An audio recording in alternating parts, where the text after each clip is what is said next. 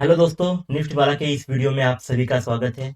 रोज की तरह आज के इस वीडियो में हम आपको तीन ऐसे स्टॉक देने वाले हैं जो आपको कल के दिन मार्केट में काफी अच्छा मुनाफा आपको देंगे। उसका पूरा डिस्कशन करेंगे हम, उसमें बाइंग या सेलिंग क्यों करने वाले हैं, स्टॉप लॉस क्या आपका होना चाहिए, टारगेट आपको क्या रखने चाहिए, इन सारी चीजों का डिस्कशन होगा। उसके साथ साथ कल जो हमने स्टॉक दिए थे उनका परफॉर्मेंस कैसा था, इसका भी डिस्कशन आज होगा। तो काफी इंपॉर्टेंट वीडियो है, काफी कुछ आपको सीखने को मिलेगा, तो जरूर ये वीडियो अंत तक देखें। तो चलिए वीडियो शुरू करते हैं। अगर आप आज का दिन का निफ्टी का अगर आप चार्ट देखें तो निफ्टी के चार्ट पर एक चीज मैं पहले यहाँ पर बताना चाहता हूँ कि निफ्टी में जो आज की ट्रेडिंग थी वो एक जबरदस्त मूव आती है नीचे, और उसके बाद एक साइडवेज ऐसा एक रेंज में फिर निफ्टी ने यहाँ पर ट्रेडिंग की है। तो इस तरह से निफ्टी में ट्रेडिंग थी, ज्यादा कुछ नहीं था, बस यहाँ पर सेल करना था, यहाँ पर बाय हो, यहाँ पर सेल, यहाँ पर बाय, ये तरह का पूरा आज का निफ्टी का दिन था। ओके, अभी जो इंपॉर्टेंट स्टॉक्स है उनका हम डिस्कशन यहाँ पर करेंगे। पहला जो स्टॉक है दोस्तों वो है एशियन पेंट्स।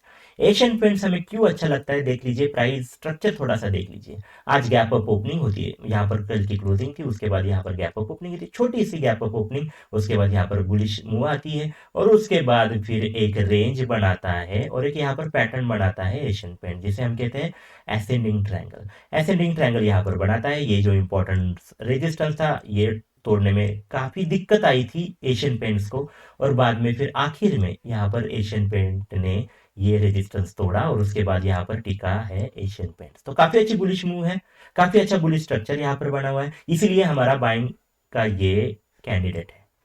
अब चीज ठीक से समझ लीजिए, बाइंग करना है मतलब कहीं भी नहीं करना है। दो ऐसी चीजें होगी जहां पर हम बाय नहीं करेंगे, वो पहले मैं बताना चाहता हूँ। कौन सी वो चीजें, ज्यादा ही गैप अप ओपनिंग होती है, अगर यहाँ का ओपन होता है 360 के ऊपर, 370 के ऊपर गैप अप ओपनिंग होती है तो हम यहाँ पर बाय नहीं करेंगे। और ज्यादा ही गैप डाउन ओपनिंग होती है जो 3030 के नीचे यहाँ पर गैप डाउन ओपनिंग होती है तो भी हम यहाँ पर एशियन पेंट में ट्रेड नहीं करेंगे।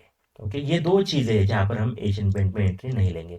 हम एंट्री कहाँ लेंगे, ये जो जोन है 3030 और ये 3050, इसके बीच में कहीं अगर ओपनिंग होती है तो ही हम एशियन पेंट में ट्रेड करने का सोचेंगे। समझ गए, इस चीज का जरूर आप ध्यान रखिए।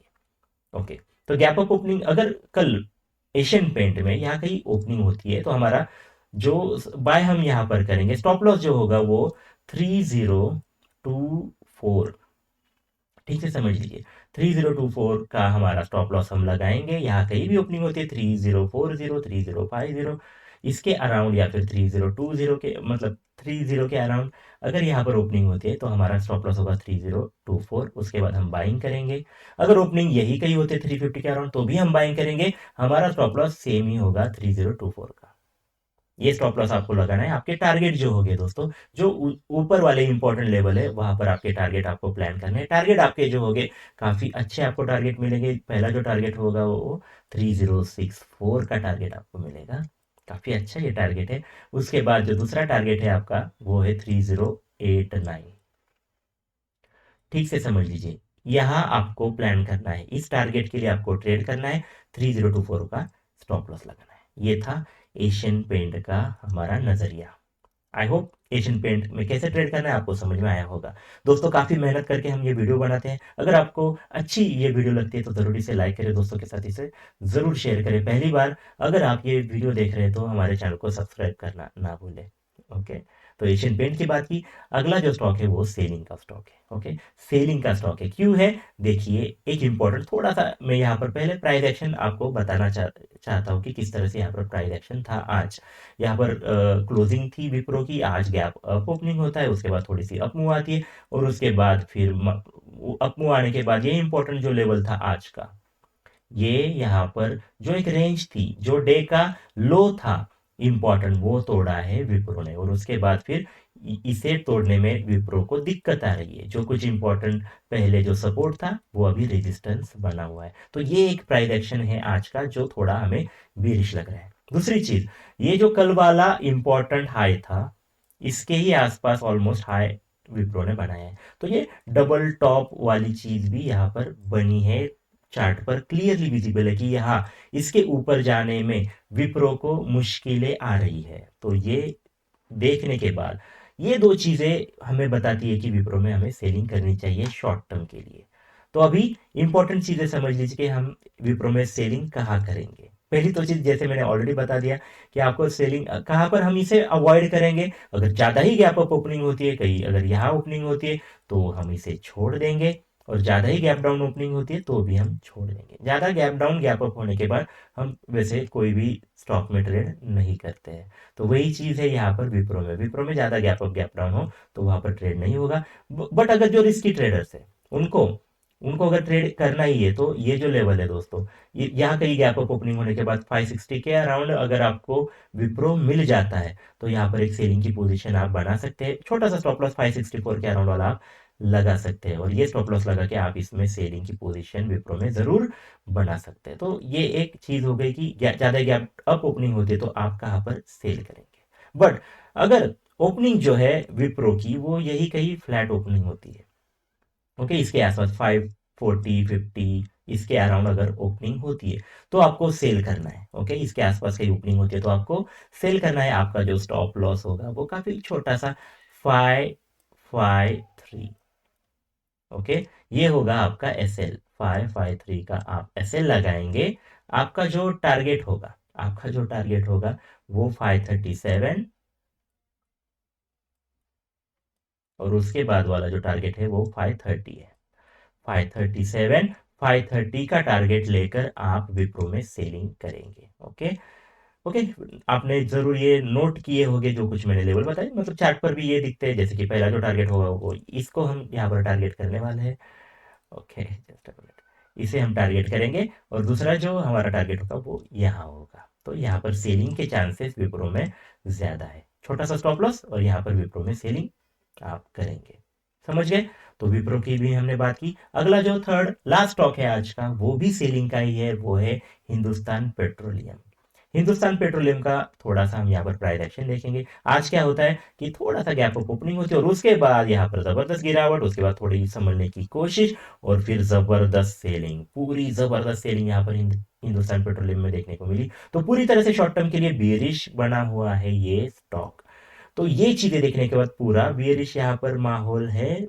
काफी इंपॉर्टेंट ये जो लेवल था ये तोड़ा है हिंदुस्तान पेट्रोलियम ने। ओके, तो अभी ये स्टॉक देखकर हम यहाँ पर सेलिंग करने वाले हैं। हम एक चीज समझ लीजिए कि ज्यादा ही गैप डाउन ओपनिंग होती है, ज्यादा ही कल अगर, तो हम इसे अवॉइड करेंगे।